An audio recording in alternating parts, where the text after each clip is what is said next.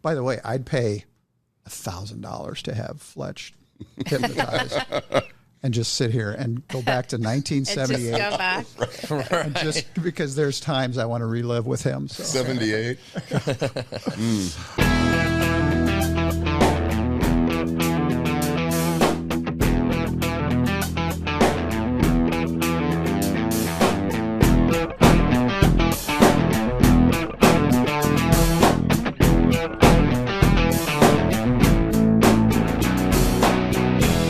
Fletch, what's happening? Hey, man, it's been a while. It's good to see you again, buddy. We're back. We took August off. Because, the workload was so heavy. Yeah, my workload was pretty significant as well. So, but it's good to be back. Good to be back. And we have two incredible guests today. Two amazing guests. We're lucky to have them here. That's Aaron true. Cerrone. Wave to our guests, Aaron. Katrina Bishop.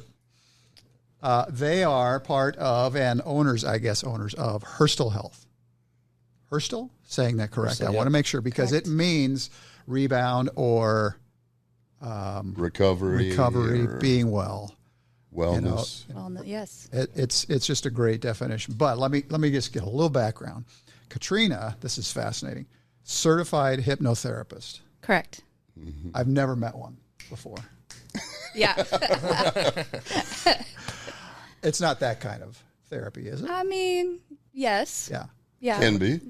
It is. It's all about accessing suggestible brainwave states to help people change. Nice. And you're a neuro-linguistic programmer. Yes. Okay, which is like so fancy. It's a big, long word. It's like brain hacks we can do to help improve our ability to change. So neuropathically, like brushing your hand with the opposite, or brushing your teeth with the opposite hand. Yeah. That's really good for a brain. And so it's just those quick brain training exercises we can do that will increase our success. Amazing. It is. Overcoming obstacles. Yeah, it's all about overcoming our obstacles, right? Aaron is accomplished. I guess I don't know how we're going to cover all the territory. Where do you start with his accomplishments? Yeah. Military, academic, you're athletic training for 25 jack of years. all trades, a master in nothing. I wouldn't say that. Well, actually, that's not true either. Yeah. He's worked with hundreds of companies, individuals, improving their life holistically. He improved mine. Because here's a living example. Yeah. Well, maybe you don't want to advertise that. There's still some scaffolding up around. Yeah, this that's project, right. This one's still in the works. But it's fascinating, and having the two of them here because talking about the thing that we're always about is, how do we as boomers, take the next 30 to 40 years of our life and expand it, lengthen it, but do it in a healthy way, strength, nutrition, but also metabolic health. And we're going to talk a lot about that today. I'm not going to mess with him because I think you're a black belt too. So it's kind of like. I do have a Levi. Yeah. Yes. He is. They are the dynamic duo of holistic healing. And we're going to have show notes that are going to link to their website, to their bios, how you can contact them because I think it's life-changing. And it's something that I would kind of brings it full circle. Yeah, I would believe that to be true. Yeah. Because you've worked with these guys, right? I have. Aaron has been coach and mentor to me for probably 4 or 5 years now. Wow. Quite a long time. I met Katrina through Aaron, and she's incredible as well. She's been helping lots of my clients. In fact, I tried to get both of my boys to go see her professionally, and I'm not suggesting either one of them has, issues, but I just thought it would be useful from a balance perspective just to meet with someone who has her qualifications and her experience. So I was really excited when they put this venture together, the metabolic and mental health aspects of wellness, which is why I wanted them to come on and talk about what they're doing and how they do it. To me, it just seems like a natural association and truthfully inseparable. So I just kind of wanted to hear from you guys, what you're doing, how you do it, how you work together, how the two of you would work together to help a guy like Mark, who obviously has some needs. But how did this come to be? Right. Maybe first of all. Well, it really started out of happenstance. We actually met through mutual friends in a business group. like a mastermind group type thing. It was called BNI, Business Network International, and Katrina was already a member when she was doing photography, and then I eventually joined through my martial arts school.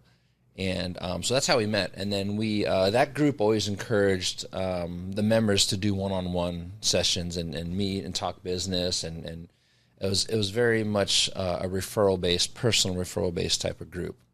And so we would meet for coffee all the time. And that just became a habit. We became friends. And then we started, it eventually became like, hey, I'm reading this book. And I'm reading this, you should try this book. And then we started exchanging books. And then we're kind of, that became almost a weekly thing for us. And then that eventually evolved as we became friends, almost like self-help therapy sessions for each of us. We were both going through interesting times in our lives. And then, it became the quote-unquote bitch session. We would get very lively discussions in the coffee shop. People would look over and be like, what in the hell? I almost got thrown out of it. They're a married couple, obviously. A lot of people would think we were because we wouldn't always agree on all points of mental health and or ways to improve mental health or physical health. So we'd have some pretty good debates in a coffee shop. And it would be, she would be like, hey, I have this idea. I'd be like, that's the dumbest thing I've ever heard, right? And then she would do, I would go out I would have an idea. And twice as big. She was a little more tactful. She goes, are you sure you want to do that? I'm the softer side of us, if you can't Here's tell. another way to approach it. Yeah. And then, I would have clients, and then, being a military guy and being very more black and white, I'd be struggling with a client. I would just be like, man, they're just freaking lazy and undisciplined. And she'd be like, well, no, Aaron, there's more going on than that. You have to understand the brain. And then she would talk about struggling with a client. I was like, well, it's because their diet sucks. If their gut's screwed up, they're never going to be able to listen to you. And then one day we were like, wait a minute. We've been talking about it for years. Yeah. And then we're like, wait a minute. You've been working on the business model for 5 years in the coffee shop and didn't even realize it. Yeah. And so that's was the beginnings of medicine today is so compartmentalized, and doctors they're so dogmatic in their approach and don't want to see outside the box they were trained in. And I think one thing the internet has done and YouTube has done is kind of blowing the lid off of that. There's so much information out there, and there's so much Doug and I used to talk research all the time. Doug, during his PhD days, understands research, and him and I would always joke that most of the research is garbage that's out there, and especially around diet and nutrition. It was bought and paid for by the big companies, and now the lid is kind of blown off of that, and the medical community doesn't like to backtrack and say they were wrong. Oh no, they don't. So, but it's hard to refute. Realizing that there's no long-term clinical trials with humans, just unethical. You can't put somebody on a diet that might be killing them to see what that diet's going to do. But the data and information is really starting to come out, and now the medical community is kind of like in this tight spot where, like, hey, we know all the stuff we've been preaching might not be right, but we're not going to say we were wrong. And even the American Heart Association is starting to back off on some hard absolutes they used to talk about in years. So we're really starting to understand the effect of diet on the body and metabolic health on the body, and now how that affects mental health as well.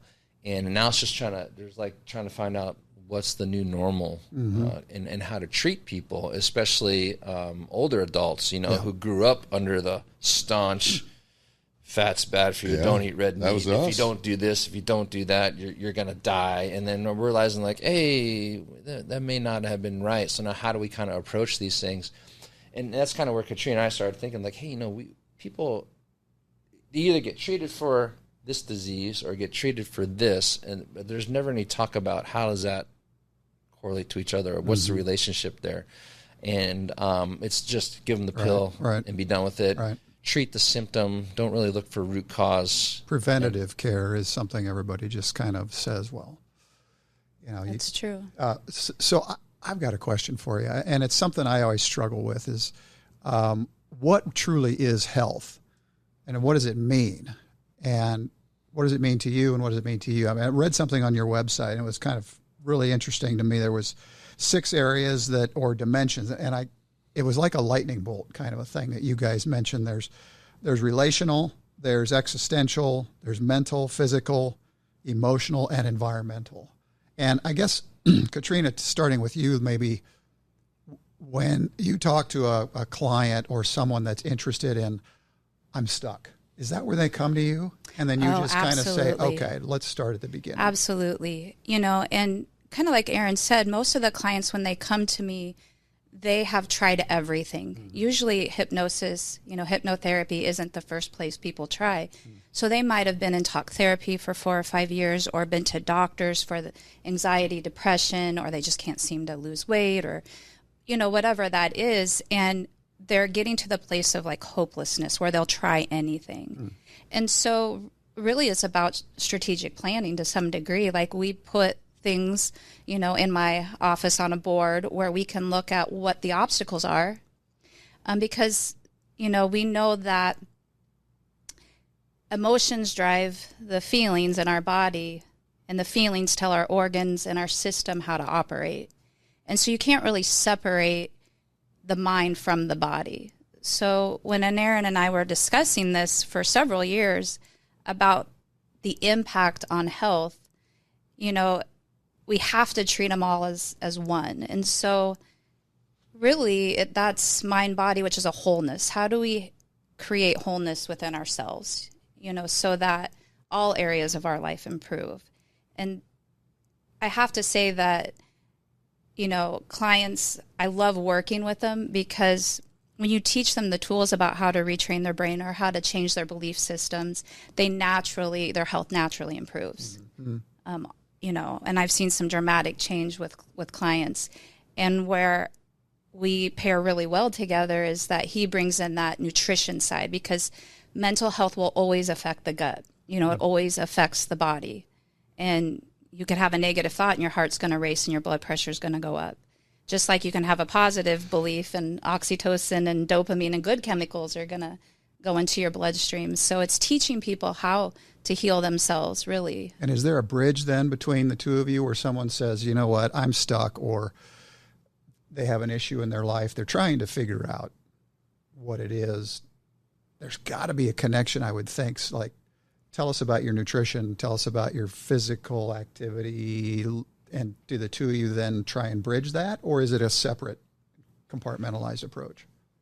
I mean, ideally we work simultaneously, mm-hmm. but there are clients, like we'll talk and Katrina be like, hey, I got this client. I'm not sure this person's quite ready for you yet, because there's a place where, hey, for them to be able to follow my advice, they have to be in a mindset to even get to that point sometimes. Or there'll be some times where I'll have a client like, hey, this person is at the point where they need to start working with you, because I've taken them to the point where I realize that they're not doing what I'm asking them to do or I need them to do. There's that mental block. Now it's time to get them to go with you, right? So ideally, like if we can get them working with us both right away, that's ideal. But we know not everybody's in that place to be able to do that. So you get sometimes you got to get a client to a place where they can start doing both at the same time, and open up to it. Right, and they both have to, because just like the mind affects the gut affects the mind as well, right? Because if you have poor gut health, poor metabolic health, well, that, as Doug knows, that dictates all your hormones, right? And if your gut health is off, your hormones are off. Well, now that affects your brain immediately, right? So it's. But I could see people coming to you, finding you and being somewhat reluctant to admit to the second of the two pieces here. Hey, I'm fat, but I'm not nuts, or whatever. I mean, you know what I'm saying? I mean, I came in just to get in shape. I'm not whacked, I mean, something like that. But without really understanding that the two are so intimately linked, you can't really separate them. So ideally, both of you would be working with someone. 100%. If not sequentially, if not, what am I trying to say? At the same time, what's the word for that? But you nailed it. Yeah. You got it. Public school. But, I mean, you'll get there, hopefully. If they can get there, then the benefits would be tremendous. It's just like any high-end athlete. Like, you look at any high-end athlete, they all have mental health coaches or sports psychologists, mm-hmm. right? To help them get to that next level, even if they get that 0.5% better. Michael Jordan's probably the most famous to make sports psychology famous, right? Because no one even realized, Jordan has a mental health coach. Like, he's got a sports psychologist. Yeah. It's like, Now, he sees the value in getting that to that next level and the value of having the mind right and the body right all together at the same time. And when you explain that to people like that, they're like, okay, yeah, I think I get it. To your point, going into it, they would never. Well, there's a stigma around it. When you say it, and maybe it needs rebranding. Just like mental health, people go, like problem. Yeah, wellness became the big word for a while. You know, was wellness, and companies were creating wellness programs, and you know, so we kind of cycle through different terms. But it's how to be better. But it is. It's all about improvement. You work out, you eat better. But connecting the two, it's all about being better versus saying, oh, I have a problem. I have, you know, parental issues I have to deal with. It's like, okay, maybe not. Maybe I just want to be better. Right. Unlock that. I mean, so when does the hypnotism come in? By the way, I'd pay $1,000 to have Fletch hypnotized and just sit here and go back to 1978. And just go back. And just because there's times I want to relive with him. So. 78. So we can talk about that. We could have a part 2 here, but I mean, when does that kick in? Is it something that is like, oh, well, this is how we do it, it's normal, or it's something like, okay, we got to reach in here and unlock some stuff and fix it? You know, so it's whatever the client's, you know, goals are.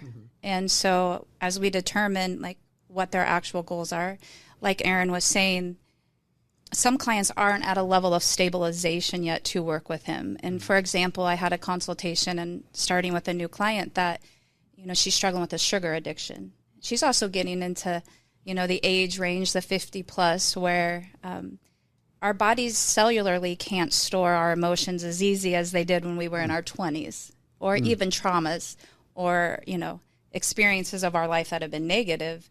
And so when she, you know, came in for the consultation and she mentioned her goals of, you know, wanting to get sugar out of her life, but also improve her weight and her health. But she still has a very reactive nervous system. And you could call it, you know, like PTSD. And anytime we activate that nervous system into fight, flight, freeze, it wants to revert back to the old way of whatever that pleasure-seeking thing is that will soothe them. You know, for some people it's food, for some people it's drugs, for some people it's exercise. But there's always something. And so I want to make sure that, you know, I've worked with them a couple times to create that stabilization if that's what they need, and then refer them, you know, for the second part of that, which is starting to improve metabolically. Because until we can get that system more stable, it's going to be really hard for them to do those changes that they want to make, because you know, our goals and our desires, they all come from conscious thinking, which has nothing to do with our habits. And that's why generally we revert back to old ways of doing things that are unhealthy. And then, you know, as we age, I think an important thing to talk about too is then all the narratives about aging, like we just kind of accept it, that we're going to have illness, or that we're going to get, you know, these things, and part of the brain then, it lacks the motivation and the discipline. It doesn't really have the tools to change it because it's already accepted it. You know, it's kind of heard the stories about it. So, and you're surrounded by it, and you're all the time. You're beat up with it, and you know, we get the ARP stuff, and it's just like, you know, I'm like, I don't want this. Stop. I'm starting to get it too. But you know, the brain starts to say, well, I guess it's time to surrender. Maybe I should look into it. They do have roadside assistance, you know, like I'm thinking, that's a pretty good rate. And you need one of those things that's, you know, goes up your stairs for you. And I'm like, what is this? Right, you're starting to get all those advertisements. Right. You know, the wave of mail that you get, you know, I'm turning 65 in a few hours, and you get, you know, the Medicare stuff, the paperwork, because everybody knows you're turning 65, and you just, it's an onslaught. Every day in the mailbox, there were 10 mailings about Medicare, Advantage, supplement, whatever, all of this stuff. You're just bombarded with it.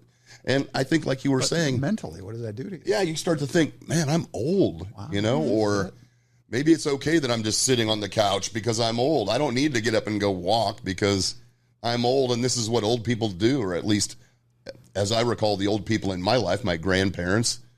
Gosh, they were younger than me. They were sitting on the couch and checked out, you know, because that's what you do at that age. And how do you switch that? Yeah. Well, you have to create new narratives about what you want it to be. And then you got to develop the skills and the tools to align with that new belief versus accepting it, because it'll, ignite two different resources. Are you seeing more clients that are, in our neighborhood range of age, or are we just outliers?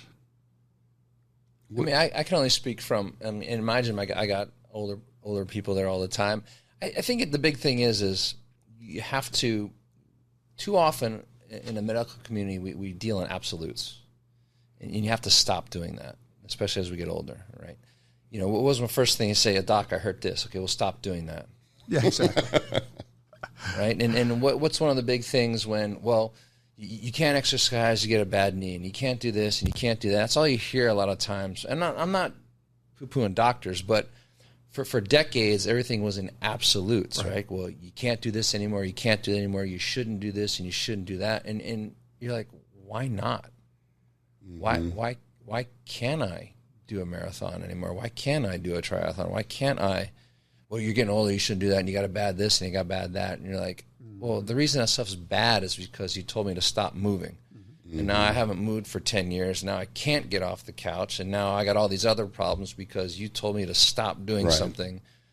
And I think it's the absolutes that has gotten us in trouble for so many years. And now that we are challenging those, and now there's why do I have to take this medicine? Why can't I fix it with diet? Why can't I keep exercising? Why can't I continue to lift weights? Why can't I stay stronger when I'm 60, 65?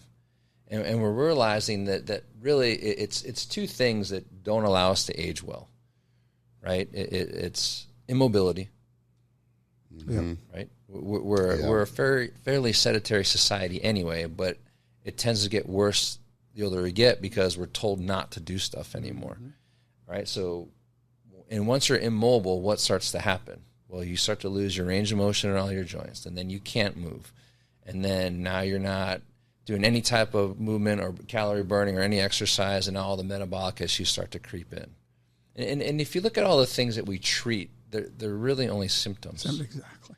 Diabetes is a symptom. Heart disease is a symptom. Hypertension is a symptom. Cardiovascular disease. They're all symptoms of Anxiety immobility, is a symptom. Depression immobility is a and metabolic issues and metabolic disease at the end of the day. And how do those start to happen? Is because we've always dealt in these absolutes of what you can and can't do. And I think that's the big thing. The older we get, we need to start to challenge those absolutes. Why do I have to stay on this medication? Why can't I work my way off of it? Why do I have to stop doing these things? What are some alternatives? What can I do? You have to advocate for yourself, it seems, to me, a lot. 100%. I suggested coming off my blood pressure medicine to my cardiologist, and he looked at me like I was from another planet.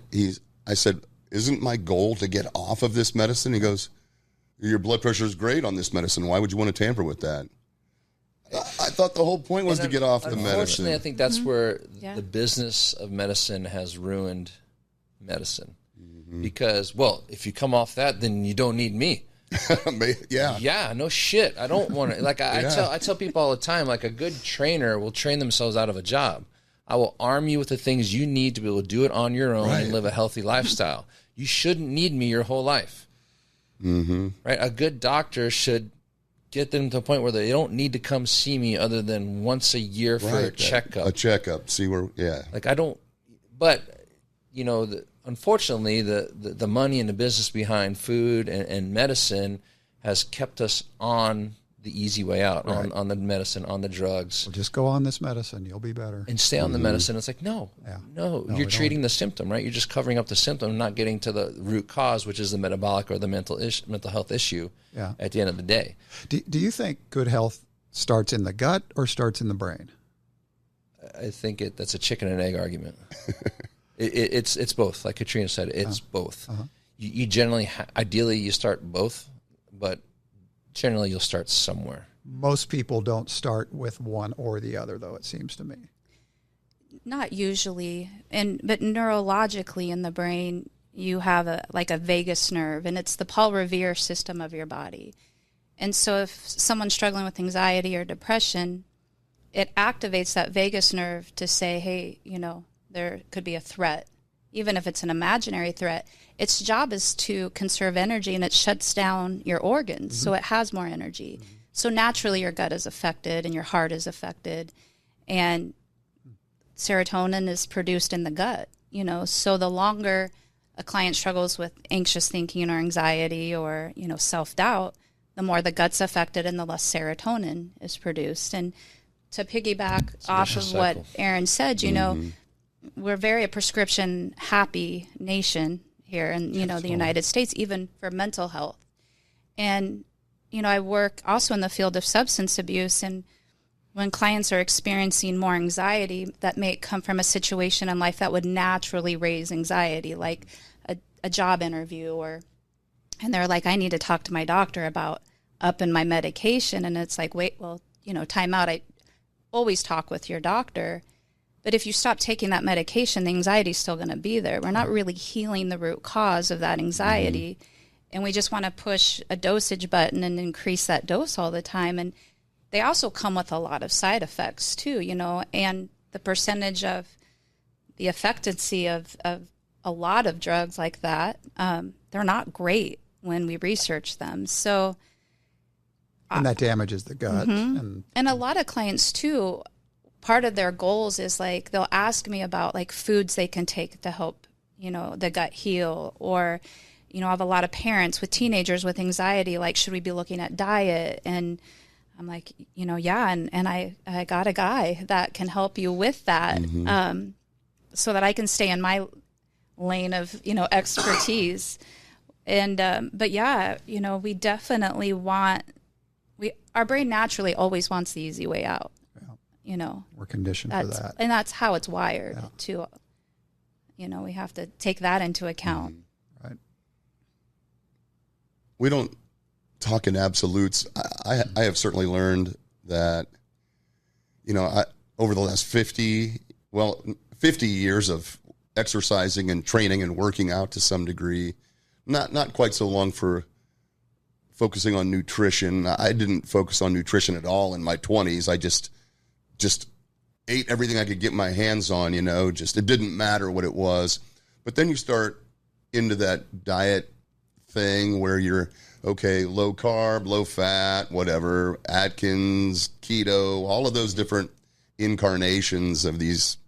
Are there any absolutes with regard to nutrition and the ultimate effect that has on some of these mental health issues, like anxiety or depression? I mean, where do we start? If we're new to this, what kind of things would you recommend to someone, just basics, without getting into the this meal? What are some basics that you think are reasonably credible? I think the important thing to understand, to your point of absolutes, is anybody that says this is the best diet, this is the only one you should follow, you should call a liar immediately. Yeah. And unfortunately, having completed a didactic program, which is the program every registered dietitian has to go through, unfortunately, the dogma of the community, you know, right now the Mediterranean diet is the only diet they'll talk about. It's the only diet they'll let you talk about. And they don't even encourage students to discuss, research, or talk about other diets, which I think is a big foul, because it's not about, we get so caught up in this diet or that diet, and we don't want to sit there and go, okay, let's look at all these holistically, and what are the common denominators that they all advocate, right? All diets can be good. All diets can be bad, depending on the situation. All diets will fail at some point as your body adapts. Just like all workout programs will eventually stop giving you results because your body adapts to it. That's what the body is designed to do. The body will adapt, and then you have to change the stimulus as well with diet to get it to continue to adapt and evolve to where you want to be. So if you look at just diets across the board holistically, and Dr. John Berardi was very good about preaching this in his precision nutrition courses, it's like, let's not focus on a diet. Let's focus on what are the common denominators, right? We know sugar's bad. Every diet advocates for taking especially processed sugars out of your diet. Okay, we know anything in excess is probably not good. Okay? We know staying hydrated and having enough water in your system is good. Humans are the only animal that drinks anything but water after the weaning stage. And we're the only animal that drinks the milk of a different animal. Right? So if you're drinking anything but water, you're putting something in your body that the body doesn't want or need at the same time. Right? And we know we need certain vitamins and minerals for basic body functions. Okay? Outside of that, there aren't many other absolutes. Okay, we know we should stay away from overly processed fried foods. If it comes in a package and it has more than a couple simple ingredients, it's probably not good for you, right? And if you look at every diet on the planet, they all have those same basic things. Now, where the minutia gets into the weeds as to what foods you should eat, then that's when the arguments start to happen.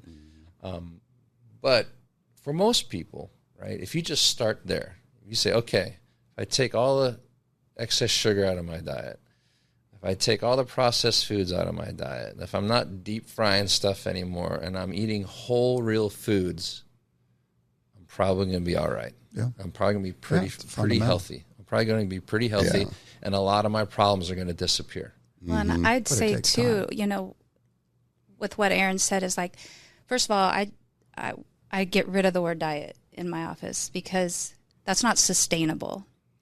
And it's always based off of deprivation. And that the brain does not like to be told it can't have something. And it will obsess over it if it sees it. So if you think like I can't have bread, I can't have sugar, everywhere you go, your brain's attuned to looking for it, and it makes it that much harder to stop. So that's, a little trick to take away. But also we don't learn, and we're not usually taught how to eat to feel, how we want to feel. We should be learning how to eat based off of how we want to feel. And, I've had clients addicted to sugar and eat chocolate that's allergic to it, but just can't seem to stop, even though the body's reacting in hives. And you would think, well, that would be alone enough to cause somebody to stop eating that food. But there's a scarcity about quitting something that maybe at one point brings comfort. But to what Aaron said is it's not a diet, it's eating to live, it's eating to age, it's eating to feel good. It's adding things. Usually what benefits and creates a faster change is what can we add, and Aaron does a really good job with this. What can you add right now? Is it more vegetables? Is it more water? Because generally when we're adding things that make us feel good, we're eating less of the things that don't. And the brain will become more at ease with that because it's resistant. Like it knows how to eat and think for us to all stay at the sizes we are. And it's created shortcuts to that. It does not want to change that. And then if you tell it something that brings its pleasure we can't have anymore, it will become very resistant to that. How do supplements play a role in that? Well, there's a place for supplements. I tell everybody, you should always default to whole real food whenever possible. But I understand convenience at the same time. And I understand depending on your metabolic situation, you might be deficient in some areas where it's going to be harder to get those foods in, so a supplement can definitely help with that. But, you were asking about the gut-mind link. One of the things to understand, too, is the pleasure centers of your brain, and the food companies are very smart about this. Sugar triggers the same areas as heroin and cocaine. Fact, right? And so when you get that pleasure center triggered, you're like, that food made me feel good, right? But the key is, what do you mean by feel good, right? It triggered this pleasure center for me, so I go looking for more. And we start to ignore, hey, I gained 30 pounds. Hey, I'm diabetic now. But I keep triggering this pleasure center over and over and over, and then now my gut health gets out of whack, and then my hormones are out of whack, but I keep triggering this pleasure center, and meanwhile my physical health is a train wreck at this point. So I think that's where it's really important to understand that what the foods are doing to us in terms of what it's triggering in the mind and the brain, what hormones it's triggering, and how that has like a duality to it all. And when you look at the foods in our grocery stores, how they're designed, and I say designed specifically because they are designed foods to trigger those pleasure centers. And Katrina will tell you, like, when clients say, I just can't stop eating this stuff, right? That's what's happening. And that's a true That's thing. exactly what's happening. Wow. You can stop eating it, but your brain isn't letting you because you keep hitting that "this is great" button over and over and over, and the food's designed to do that. Yeah, and it triggers that thing. And you look around, and I think I saw a stat this morning, 75% of Americans are considered obese. That's probably conservative because that's shocking. That's poll data, right? And survey data. That's shocking. And yet the pleasure center overrides the feel good. And that's where I think a lot of people get confused, like, well, I know I shouldn't eat this, but God, it just tastes so good. And the next morning, it's like, God, why did I eat that? Mm-hmm. How do you train people to, I guess, override that? Because shame-based language doesn't work. Yeah. So that's one of the 4 words when I'm working with a client that I always say we stay away from the word should, because it's a shaming-based language. It's going back into the past, wishing we could have done something different. Yeah. But the brain doesn't know the difference between reliving an event or actually going through the event again. So it's going to give you the same chemical states when you relive that thought as if it was really happening again. So shame-based language always keeps people stuck, and it's based in the past. So one of the techniques I use is like, are you moving towards your goal or away from your goal? Because it's becoming aware. It's all about awareness in the beginning of is what you're about to eat or is what you're about to do. Maybe it's to go for a walk with a dog or not to in the morning. Is it going to move you closer or is it going to move you further away? And if you make that choice, then accept it and don't shame yourself for it. And then let's talk about. And generally when people start creating some awareness, then things start to happen, because so much of what we do, 95% of what everyone does comes subconsciously. It's habits and shortcuts. We're only in conscious thinking 5% of the day, and that's where our goals are. That's, me telling you the desires, the goals I have for my life. So we're dealing 5%. with 5%, and that's generous if you start doing the research. So we start to create awareness before we just start into those habitual things that we do, because we could talk for an hour probably on motivation and discipline, but motivation comes in the act of doing something. It's never going to come in the beginning. So while you're going for so it's not going to get you out of bed and get your dog, outside for a walk before you go to work. Yeah. Motivation is going to come while you're on the walk. Okay. It's not going to happen in the beginning, just like going to the gym. Usually people think about, and maybe I'm speaking for myself, but it's just like, this is going to be uncomfortable. I know I'm going to be sore. I have so much on my plate to do today. I didn't sleep well last night. And we talk ourselves out of things in less than 7 seconds. But when I'm at the gym and I'm doing it and I see, I'm almost at a mile. Okay, I'm at a mile. Now I can go another half mile. Now I'm at 2 miles. I can exceed that because motivation came in and it dumped some chemicals in there to help me keep going. But it's not what got me to the gym. Yeah. And that's where discipline and systems and routines, when I see somebody running in the rain or when it's, -5 degrees, and I used to think, oh man, I wish I had their discipline. Well, that's not what it is. They have a system and a routine that they've trained their mind and body to that I haven't developed yet. Interesting. So it's not. It is interesting. Yeah. Which, by the way, one of our heated coffee shop debates was over the word "should." Oh, really? I was a big user of "should," and I try not to do it as much. You're at least aware of it now, right? Unfortunately, you hear yourself every saying time I say it now, I think of her, and it drives me nuts. But what I try to do now is when somebody, instead of saying you should do this, I usually will say, well, how's that working for you? And that's kind of a motivational interviewing technique, and too. let them answer their own question and start that self-healing or that self-learning.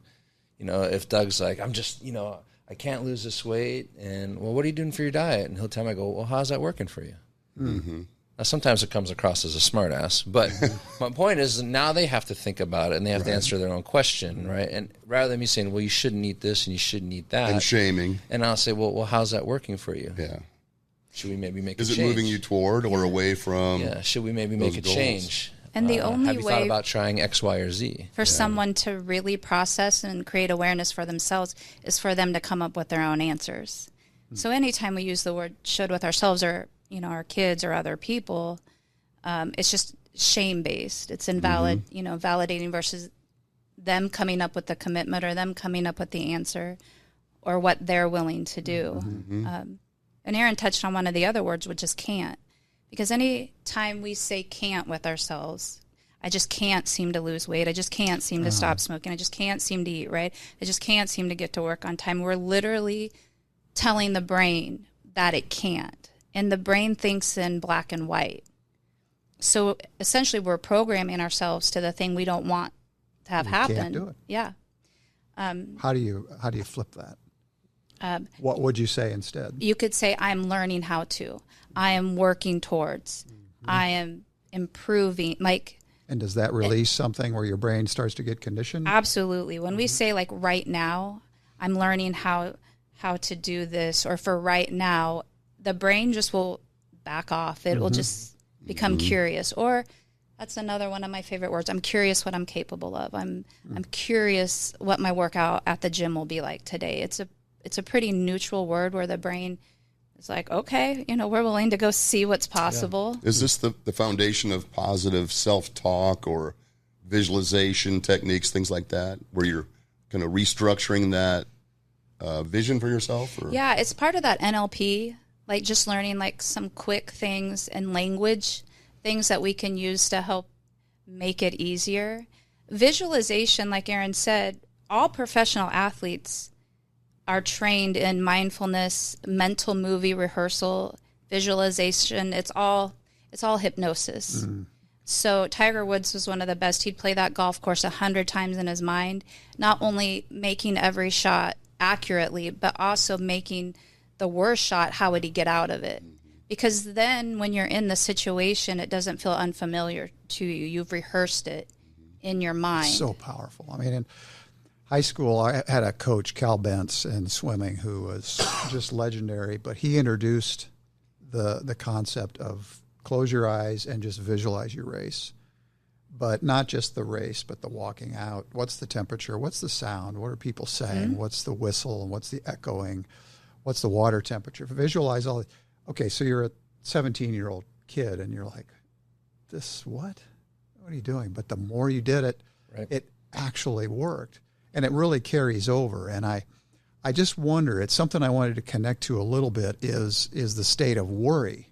It just seems like people are really worried about everything these days. And very little gets accomplished when you worry about something, but it doesn't stop us from doing it. Right. And so how do you I think that's where the visualization can help. What is worry? It's fear of the unknown.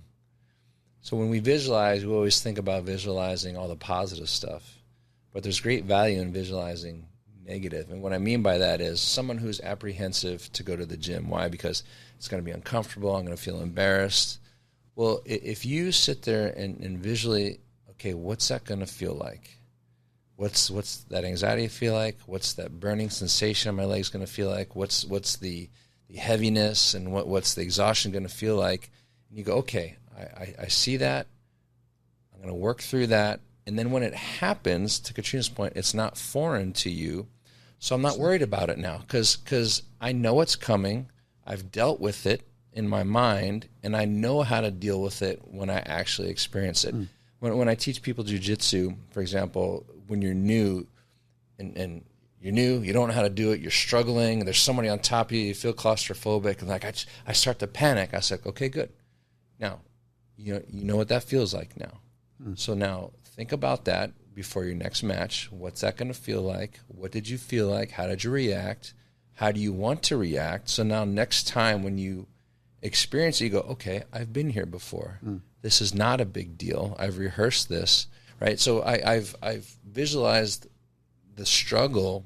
So now when I do experience it in real life, it's not as big of a deal because I've met it before, right? So I think the worry starts to disappear when you go, okay, well, what am I worried about? What's that really look like? What am I feeling when that happens to me? How do I get around it? And that way, when it happens, you don't worry about it anymore because you've rehearsed it numerous times in your head. That's why I think, both sides of it. One thing Katrina taught me when she was first getting the hypnosis, I would say, hey, I want you to help me to stop doing this. And she goes, okay, stop right there. We're not going to think negative. I'm not going to say you're going to stop doing this. What do you want to do? What are the things you want to start to do in a positive manner? I'm not going to put negative words in your head. It doesn't work like that. I was like, oh, that makes sense. Right? Because when you think about hypnotherapy, like, I want to stop smoking. I want to stop doing this. I want to stop doing this. It's like, no. What do you want to start to do? What do you want to do better? What do you want to accomplish? That's what we're going to focus on, right? Because the brain works in positives and negatives. But I think it's important to understand the negative, so when you do experience it, then the worry disappears. You feel like I've been here before. I can Correct. Right, you've rehearsed the outcome. I can handle this. I rehearsed the outcome. I know what this is going to feel like. This doesn't shock me. It doesn't catch me by surprise anymore. All right, let's go. One thing you guys mention a lot is the connectivity, relationships, the importance of that. As boomers age, our friends just they move away, they die. They just get different interests. And then we had this pandemic where everybody had to be forced inside, and all of a sudden we come up for air and it's like, where is everybody? How do I reconnect? It's hugely important because, research has showed us that the two things every human need is connection and authenticity. So, to know oneself. And so a lot of identities are wrapped up into whether it's friend groups or maybe hobbies or even children. When, all my children moved out of the house and I'm an empty nester. And then a lot of times we're going through our own changes in life, whether it's divorce or career changes. So we have all those other added stresses. And connection is one of the most important things that we need because it's the first thing we get when we're born. Our survival is built on connection. If we didn't have connection to someone, we wouldn't be alive, to get those needs met. And so we go through some of these identity shifts or maybe, we experience struggles with mental health issues or things that we haven't in the past because of all these changes happening. And so it's a great time to explore new parts of yourself that you haven't been able to before.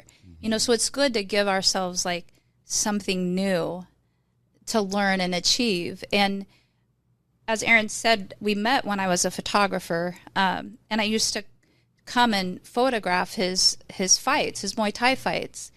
And I did it for 4 years. And then one of the coaches said, hey, you should come take Muay Thai. And I was like, I'm not a fighter. Like, I can't do that. Look at them. I was always in awe of that type of discipline. I'm like, I can't do that.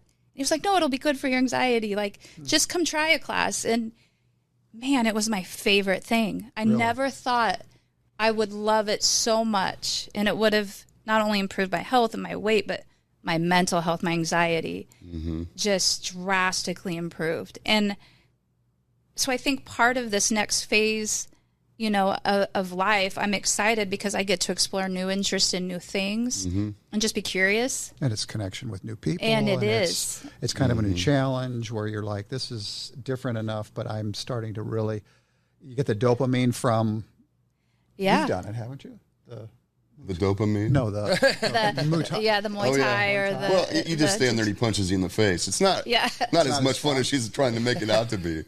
But it's really good because you have to focus on holding up those mitts. You can't think about anxiety. You do not want to be the guy that hits Aaron in the face when he's holding the mitts like Tom does all the time. Yeah, no. Or John.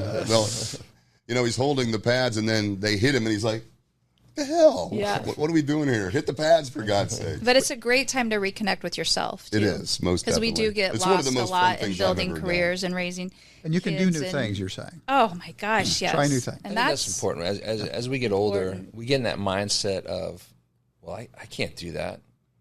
Why not? Yeah. I've always wanted to paint. Well, why don't you? Well, I can't do that now. Why not? Right. And that's where the absolutes start to come into play. It's... One, we know anytime we learn new things, it's great for our mind. It staves off Alzheimer's and dementia and things like that. And so I think hobbies are hugely important because it keeps the mind fresh. We're learning new things. It gets us out of the house. we're communal creatures. So anytime you can do it in a group, like we know one of the worst types of torture is isolation, right? Because of what it does to the mind. Yeah. But if you look at the studies that are done on centurions in areas where there's high populations of centurions, they're very communal and they walk everywhere, right? So going back to the immobility, they're up walking and moving, and they're around people all the time, which means they're doing stuff. You know, whether it's pickleball that's popular now, or they're out, you know, doing an art class, or they're just walking, or they're bird watching. They're moving. They're being mobile. I mean, they're not doing marathons, but just mobile. You know, people ask me what I think about walking all the time. I go, walking is one of the best exercises you can do, but not for the reasons you think. It has nothing to do with cardiovascular health or weight loss. It's just movement. It's the most natural movement we can do. It is one of the only movements that we do where all the joints are working in your entire body at the same time. And I want to add, walking mental health is one of the best things you can do too, because bilaterally you're stimulating both sides of your brain when you walk.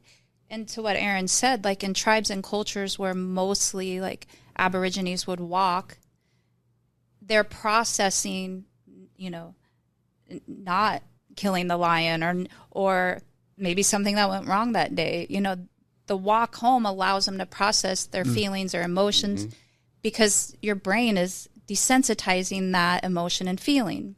And so EMDR is a trauma therapy tool that's used for individuals that perhaps have had a traumatic event. And they found the therapist that formed this type of therapy actually was on a walk. And she just noticed as she looked around at different colors and as all of her body was moving, it desensitized the thought and feeling she was processing. And she's like, there is something to this. And I know Andrew Huberman and others, neuroscientists, have put out this information that eye movement and body movement can help process emotions and reduce negative feelings. So exactly what Aaron said, it's not only one of the best things you can do for your body, but it's one of the best things you can do for your mind. And I would advocate even more, if you can walk without headphones, and where you're just left alone with your thoughts. Like if I'm stressed or my body actually hurts, I walk the dog. Right? If my back is acting up, I walk the dog. If I'm stressed, I walk the dog. And when I'm done with that walk, whether it's 30 minutes or an hour, I'm like, oh, okay. But I think the key is, like, you know, we're a society where we put headphones in and we're looking down at our phone all the time. I will leave my phone in the house. I won't have any headphones, and I'll just walk.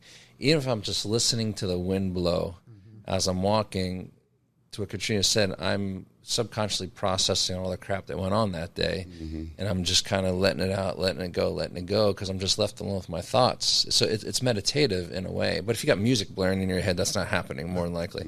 It might be amping you up in the wrong direction, depending on what you're listening, unless you got some Enya going or whatever. But so I think walking, walk, you know what Enya is, come on. But being left alone with your thoughts and allowing yourself to just process and being, you know, that's one of the reasons, you know, people like to float now in the sensory deprivation tanks. It's just to allow your mind to be quiet for a while. And I think that's tremendously helpful. It's amazing. We talk about cold plunge, sauna quite a bit. I cold plunge like 4 times a week, and I feel like my sensors in my brain are just firing. You know, it just seems like colors are brighter, people are happier. It's awakening, obviously, sensory-wise. And it's something that just kind of brings it full circle, like you guys have done today. I mean, this is fascinating, I think, and you know, the correlation or the inseparability between the two is what I think is most interesting. What you eat affects, you know, I see people, and I'm not qualified to practice psychiatry in Nebraska, but you see people wolfing down their second or third Big Mac and thinking, you know, obviously there are metabolic concerns about doing that too much, but the impact that it has on your brain health goes, I think, just unconsidered oftentimes. You know, one thing for people listening to try, and I tell Katrina to do this with our clients all the time. If you're having a bad day or you're stressed, and I tell people, look, don't eat for a day. and then tell me how you feel. Really? Fast for a day, and then tell me how you feel. Yeah. Because it resets the gut, which resets the brain. And a lot of times if you fast and don't eat for a day, you're going to go, oh, I feel better. Okay, and that should tell you right then and there of the gut-mind connection, No right? doubt. And I promise you, more often than not, if you just don't eat for a day, you will feel better. Whether it's from an upset stomach, achy body, or you're just stressed or depressed. The studies are coming out now where fasting helps with depression and anxiety. Yeah. And it's because it just resets the body. And I think there is a certain, when you overwhelm your mitochondria, you've just provided so much fuel to the mitochondria, and for whatever reason, they can't keep up. They can't, they try to dump it as heat sometimes. Your body can divert it rather than as an energy process into a heat generation process. But you get overwhelmed, and then you slow down, and you don't have any energy, and you don't feel good. It's not the feeling you're looking for, but by a little bit of deprivation, maybe you skip a meal, maybe you skip a day, 24-hour fast or something, and get that realigned. You feel so much better. The amount of research coming out about mitochondrial health is insane. It's really fascinating to me. Yeah. The linkages to nearly every disease that we deal with goes back to mitochondrial health. It is. It's really interesting. It's very interesting, and there's more and more coming out all the time. Yeah. But I think this goes back to the basics, right? It's just reset. If you can just reset your body once in a while, and I tell people all the time, I'm having a bad day. I'll go, just don't eat for a day, and then tell me how you feel. That's cool. I love Eat a little bit less, move a little bit more. Yeah, and see how you feel. See how you feel. It's amazing. The body is such an amazing machine. It is the perfect machine. It's remarkable on the planet in that its ability to heal itself, to regulate itself, to adapt. Your body will heal itself. Like it's designed to heal itself. We don't need external stuff other than sound nutrition. And I think that's where, from a medicine perspective, we get it all wrong sometimes. Is that we try to fix it exogenously with medications. I'm like, no, the body can heal itself. Just let it. Give it a chance. Just set it up for success and let it heal itself, and it will do it. That's great. But we just get in the way. Like we get in our own way more often than not. So it's Hurstle Health, HERSTEL. Correct. HEALTH.com. Don't get too far ahead. Yeah, spelling. I was never a great speller guy. Capital H on both of them. So it's .com. HurstleHealth.com. Yes. I think everybody should check it out. Give it a try. I mean, notes. We'll put your contact info, but I think it's worth. I always feel better having spoken with the two of you guys. I mean, appreciate it, Katrina, Aaron. It's really fantastic. Thanks for connecting the dots for us. Yeah. It's fantastic. And maybe we can reconvene at some point in the not too distant future, because there's a lot of things that we didn't touch on. After we hypnotize Doug. You're going to hypnotize me and make me eat 24 donuts or something. What do you want to work on? Thanks for being on.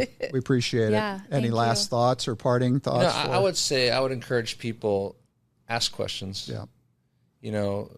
I'm not, again, go to your doctor, consult your doctor, but ask questions. Don't be afraid to ask questions and advocate for yourself and ask why. Well, why? Why should I do this? Why should I take this medication? Sorry, man. And it's your right. It's your body. So ask questions and do research. Yeah. Patients are more informed than ever. Yeah. And I've been in the doctor's office while I'm Googling what they're saying. Mm-hmm. And then I'll say, let me look that up. Hang on a second. And you should, right? You should. Like, if nothing else, out of curiosity and to protect yourself, ask questions. And they should. A good doctor will answer them for you. And if you don't like the answer, ask again or go ask somebody else. Because, by the way, Gemini, Google's Gemini, if you've tried that, but another one is called Perplexity, which when you're Googling something, you can actually, you have a conversation with it. It's phenomenal, the stuff that comes back. Wow.